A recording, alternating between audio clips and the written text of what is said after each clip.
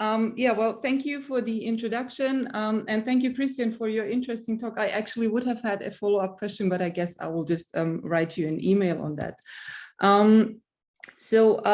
I would like to start off with a quote I just heard last week by the Berlin-based art collective Slavs and Tatars. They had a lecture performance which they called Transliterative Teas at Wiener Festwochen. And with their transliterative teas, they expressed their desire for an emancipation of sounds from their script. And I like this notion very much, and I decided to pick it up here, as I claim that we can exactly in the Slavic context find such a script that from the vantage point of the present has emancipated from sounds, where graphemes no longer represent phonemes in the first place. Glagolitic in Croatia. Dear colleagues, my name is Katharina Tyran, and I'm a postdoc at the Department of Slavonic Studies at the University of Vienna. And it's my pleasure to present here insights on my ongoing research project. I will discuss the reinterpretation of semiotics of Glagolitic, a writing system we already heard of in the prior talk. However, I guess I certainly approach it from a different angle. I propose to grasp the writing system of Glagolitic in itself and as a whole, and as such consider it to be a cultural icon and a visual reminiscence of Croatian identity. However, as much as nations are imagined communities which refer to respective invented traditions, to draw on both Benedict Anderson's and Eric Hobsbawm's seminal concepts, icons and iconic notions need to be understood through their constructedness. Importantly, I'm following Umberto Eco's notion of the icon, questioning similarity as the main feature of icons as described by semiotics. And I'm arguing for a stronger contextualization in a cultural and historical framework. And this is what I intend to do today.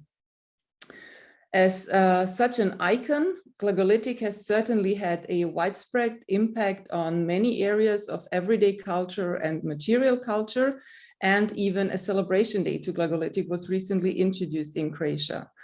My further elaborations now are grounded in discourse analysis of both academic texts on Glagolitic and statements, explanatory texts, and social media posts on the introduction of this specific celebration day by the included organizations, where I focused on carving out topoi and ideological substrates in the respective texts in order to grasp the construction of such a national symbol.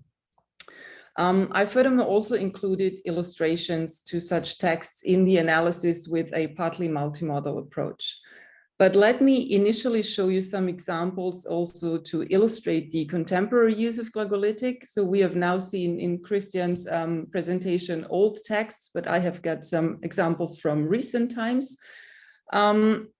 Like from contemporary use, what you can see here that we will find Glagolitic letters on walls, inside and outside buildings from the south of Croatia, which is the left picture. This has been taken in Zadar years ago. The mural is meanwhile overpainted, and it's a mural in support for the local football club, stating for Zadar and for Croatia and my Zadar. And we can find on the right picture, this is the aula of the University of Economic Studies in Osijek. So actually in economic studies, maybe you would not expect ancient scripts to be present, but it is the case here in Osijek, in the very east of Croatia. We can find the script, on layouts, headers, and head pages of journals, newspapers with various backgrounds. So you can see here the front page of the journal Hrvatski jezik, the Croatian language, which every year depicts a tree in a different setting. And for 2019, it was a tree that was built out of Glagolitic letters. A year later, it was a tree where Glagolitic letters actually were hanging inside, like apples, one could say. We can see the header of Hrvatsko slovo, which was a way of, I would say, very conservative weekly newspaper that just recently stopped being published. And down you see the head page of one issue of Matica, which is specifically directed to the Croatian diaspora, which also had a whole issue dedicated to the Glagolitic script. If you travel to coastal regions, almost every tourist shop offers souvenirs with Glagolitic motifs. So you see here magnets, olive oil with, this is unfortunately quite a bad picture, but I hope you can see that on the bottle that you have Glagolitic letters. And then we have trivets. We also have business cards. Here, this is from a touristic resort on the island of Krk, which is in the coastal area in Croatia. We will find Glagolitic letters on food and drinks. You can see here an example, a wine bottle that's using Glagolitic letters, and salami from Gavrilović, which is quite a traditional Croatian producer of salami. We can find it on cloth and textile. What you can see here are cravats, dresses, and bags. These are all products by one ethno boutique that's actually located in Zagreb, but they presented, they had a review in Vienna, so I was able to take pictures there. And you can see that this is really just one part of what they presented there. So you have dresses where Glagolitic inscriptions are crafted on. You have cravats, you have different bags with different motifs. Of course, we will find it on skin as tattoos. I think that all ancient script have this usage, if you want so. So we have here surnames, names. The one says Krstičević, Leonard, and Mila, which you can see here. And the Krstičević is the one with the cross that also uses the Hrvatski pleter, which is a very specific kind of Croatian symbol. This is also maybe related to Katie's presentation we heard earlier today with the symbols. And finally, this is the letter Ž on a marble base, which represents the Croatian Women Award. So Ž, because žena is a woman in Croatian. So if you get the Croatian Women's Award, you actually get this huge letter Ž on a marble base. This is the award that is given to the women awarded. As present as it is in contemporary use, one might argue it has never been before. Christian already gave you some historical background. I maybe just briefly add some points. So we heard that it was created in the course of Slavic Christianization, that we had actually an original form that was supposedly a hanging script with round letters, and that it actually represented the concept of one grapheme for one phoneme quite properly. It was most probably designed by Saint Constantine or Cyril, which was his monastic name, in the course of missionary work, where they translated a variety of liturgical texts, prayers and gospels into Old Church Slavonic, and then also created a script for these texts notations.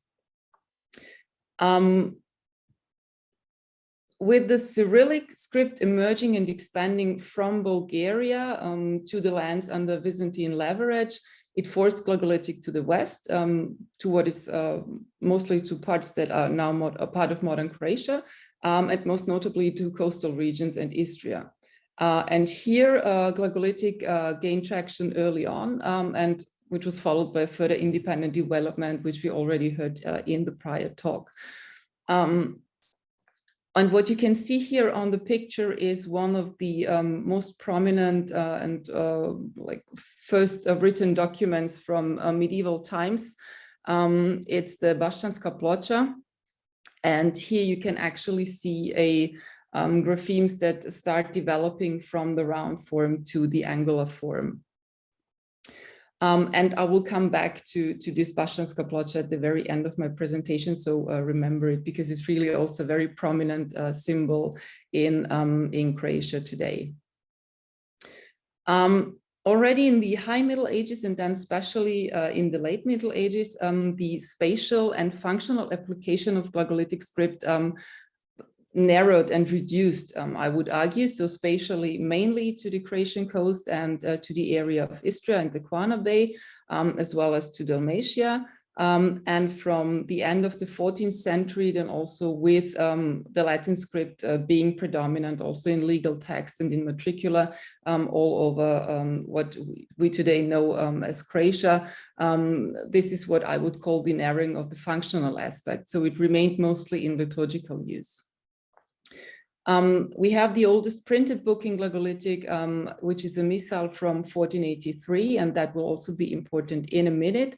And the script was, with increasing rarity, however, and only by like really single persons, used all the way up until the beginning of the 20th century, but was over time replaced actually by Latin in almost all writing contexts. So hence, sorry. Although the script historically never gained the status of a persistently widely used system for writing and reading in Croatia, and today, apart from small academic circles, hardly anyone can actually read it and write it, you can hardly travel or move through Croatia without spotting it in numerous contexts, as I showed you earlier. And in this contemporary context, the representation of phonemes, to draw on the introductory quote from Slavs and Tatars, is the least important. So Glagolitic letters have emancipated from the sound and the social meaning predominates the linguistic meaning of writing. Having said this, I approached the Glagolitic script as a recently strong, visible symbol of national identity, also against the background of indexicality. So with a very strong academic attention to Glagolitic, it is construed as an index distinguishing the Croatian language from its surround, in this very case from other South Slavic languages emerging after the split of former Serbo-Croatian, which was a common language concept. And it is this very specific linguistic situation that is the matrix for such indexicalization, where Glagolitic refers to a certain ideology. Serbo-Croatian has been introduced as a common linguistic concept, bridging ethnic and religious affiliations and drawing on South Slavic unity in the second half of the 19th century. And after phases of convergence and divergence throughout the 20th century, it eventually broke apart together with Yugoslavia from the 1990s. And since then, 4 standard varieties have developed out of it, Bosnian, Croatian, Montenegrin, and Serbian, and linguists in all 4 respective countries intensely work on differentiation and also, of course, foster discourses on idiosyncratic language history. And in such discourses, Glagolitic is a possible match that has been strongly emphasized, most lately also with a specific celebration day.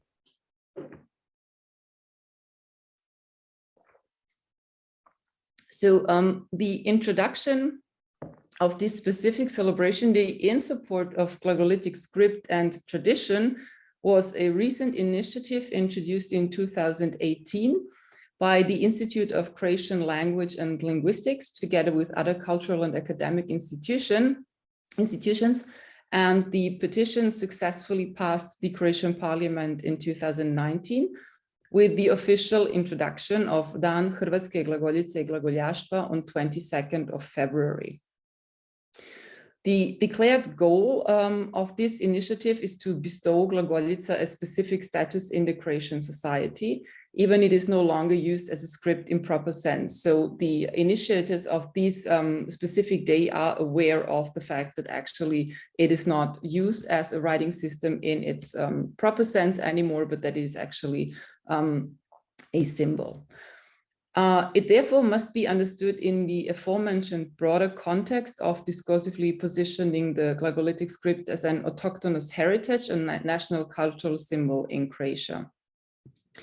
The argumentation for February 22nd referred to the Croatian Inkunavulum and first print in Glagolitic, the Misal po zakonu Rimskog dvora from 1483, as we have here a colophon that reveals not only the year of print, but also the proper day, which was February 22nd. And you can see here the punctuation is used for expressing numerical value of graphemes. This misal now was discursively positioned in an overarching dispositive of autochtonicity of Glagolitic in Croatia and as a special feature in Croatian history, not only as the first print in Glagolitic and Croatian language, but as the first misal in an European context, not printed in Latin language and script. So here it is really strongly advocated for this very specific notion of having a kind of special incunabulum. On the occasion of this Glagolica Day, whose launch was strongly accompanied by the media, products and gimmicks such as notebooks, umbrellas, pens, and similar, with motifs of Glagolitic letters were launched and presented up to the highest state leadership. You can see here then Minister of Science and Education, Blaženka Divjak, who posed with such an umbrella in her office. And here it's important to say that it's just following, the graphemes are following the system as it is like the alphabet, and there is no actual message transmitted on this umbrella. And also then Croatian President Kolinda Grabar-Kitarović used this very same umbrella at official appearances on rainy days. And also, which I hope you can see, there has been, I think every year, every second year, there is a poster that is distributed by widespread newspapers. And here you can also see then President Kolinda Grabar-Kitarović, who has a coat that was designed by Etnobudik Mara, where also Glagolitic letters are visible.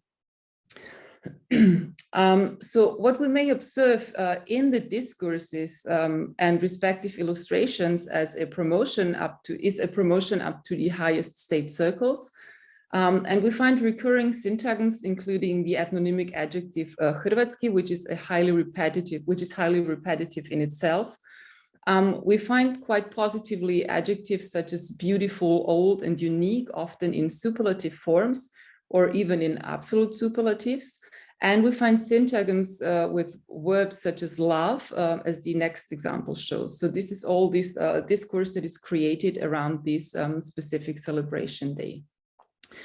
So here you can see two posts that have been distributed by the Institute for the Croatian Language and Linguistics.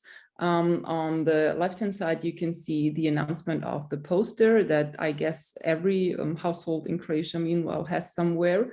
And the other one is from 2019, which offered a website that states Volim Glagolicu, I love Glagolitic, where kids can, or not only kids, actually, everyone who's interested can practice, learn to read and to write Glagolitic.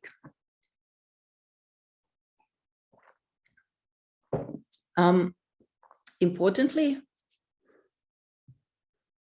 this specific day is also part of a newly introduced month to the Croatian language, Mjesec Hrvatskog jezika, which starts off on February 22nd, which is the International Mother Language Day, and then is followed a day later by the Glagolica Celebration Day, and it finishes off on March 17th.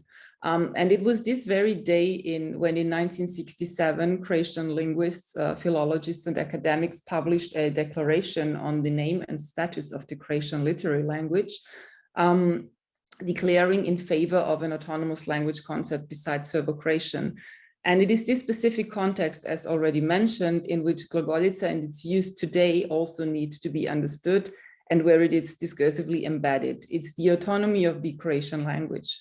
So after this linguistic convergence of Serbian and Croatian in the first decades of Yugoslavia, the Common Language Project failed, and it was this declaration of 67 that actually started the final divergence of both varieties, which then broke apart. So ever since the legitimization and planning of new national languages out of Serbo-Croatian, they are discussed and disputed, to really put it exaggerated in a nutshell. And it is this context in which national academic institutions on all sides work at high pressure on every boundary to either of the other varieties, which in regard to the Croatian language also includes references to Glagolica. Here, what you can see now is the goal that was declared by the initiative of the month of Croatian language, encouraging all speakers of the Croatian language to promote the beauty and the values of this important part of the Croatian cultural identity. So you can also here see that the wording that has been used. And here you can see the logo, which also includes a statue by Meštrović, where also in Glagolitic letters, it's in chiseled povijest Hrvata, like the history of Croats. So in this very context, it is the visibility or the strong visible recognition value of script that is beneficial. Glagolica is a visual representation and an icon of linguistic and national identity. However, it does not have a fixed meaning. It's a variable that's dependent on context and incorporated into prevailing discourses and ideologies. So let me summarize and conclude.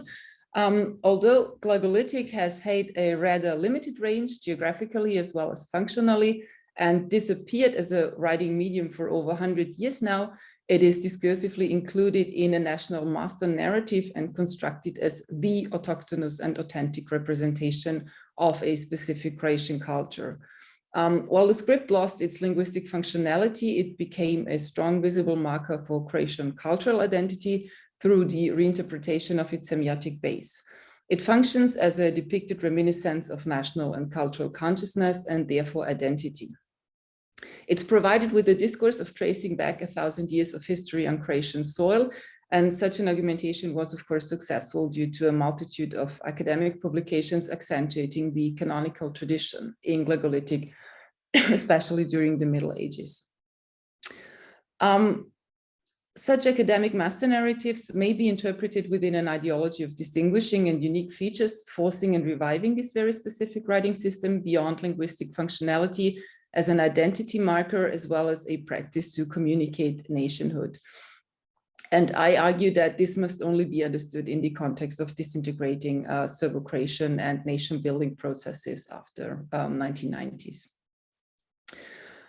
It is this very context that's important to understand why academic circles strongly advocated for introducing a celebration day to Glagolica and Glagolitic traditions in Croatia, which was thereupon integrated in a whole month dedicated to the language.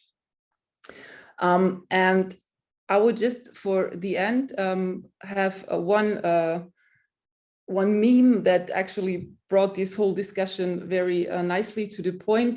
This was most obviously addressed by a Croatian comedian. It's a meme from 2018 where he had this, so it depicts a feature which is a Yugoslav mini vehicle, and instead of the number plate, you can see the Baška tablet, and it states who is now a patriot, Serbs. So you can see here this differentiation and indexicalization of boundaries.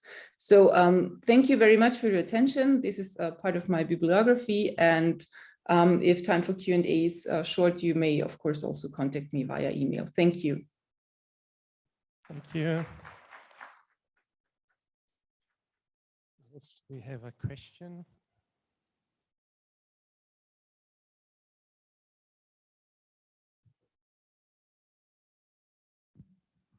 Hello, Katharina, Christian Paskojević here. Hi. Hi. First of all, thank you for a wonderful presentation of the usage of Croatian Glagolitic in modern times.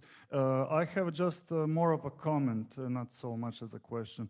The Serbo-Croatian was an invention of the Second Yugoslav Republic. So it never existed before that. It was also artificially formed, so we cannot, and later deconstructed. Just that.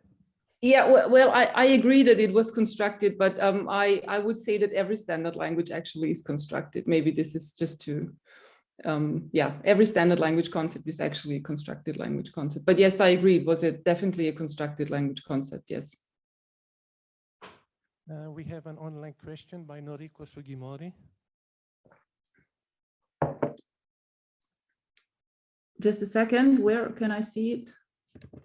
Well, the question is about the term topoi. Ah, okay. Plural of topos. Well, I used it in kind of specific metaphors, but also I'm looking up the English word because I have it in German in my head. It's Gemeinplatz. It's like a commonplace platitude. So I used it with specific notions that come up every now and then. So like, for instance, 1,000 years of history. This is clearly a topos that actually every text starts with this very notion. I hope this makes it more clear. Okay. And when you say breaking up the matrix of indexicality for concept Serbo-Croatian, do you mean that in Serbo-Croatian, Serbs would identify with the Cyrillic alphabet and Croatians with the Latin one? Well, clearly, yes. Within the construction of Serbo-Croatian, from the very beginning, there was this dichotomy of Croatian is jeka. So you have one old vowel that developed differently. And it was always this very clear notion that we have the West or Croatian variant that was Jekavian and Latin, and we had the Serbian or Eastern variety that was Ekavian and Cyrillic written. So, but I more wanted to argue that I think that the breaking apart of this language concept, and it's the nation building process that follows afterwards, that I use as a kind of a matrix for actually explaining what's happening today. Yes, but naively, could we say that Cyrillic Serbian has Slavonic as an ancestor, and Latin Croatian has no ancestor, so is looking for an ancestor and finding the Glagolitic alphabet? Well, I'm not sure. I would have to think about that to give you a really smart answer, and I don't think I would be able to do it in 30 seconds because it's quite a big topic. But in the Croatian academic tradition, as far as I analyzed it, there is a very strong need to, on the one hand side, connect to European tradition and to have this boundary to the east, so to say. I'm sure that Glagolitic offers it offers so many points where you can actually start on building up a tradition, and this is used. And sure, it's something that is specifically for the Croatian context, but the story could have also been told in a overall Slavic narrative, if you want. So, but it is really it is a very specific Croatian context. Okay, thank you. No other questions. Oh, there's a question. Do you think that it will be possible that for Glagolitic there is a future like the Hebrew script? That's to say that it comes to be reshamed as a national writing, resurrected or sometimes revived. Well, yeah. Arrival in official use.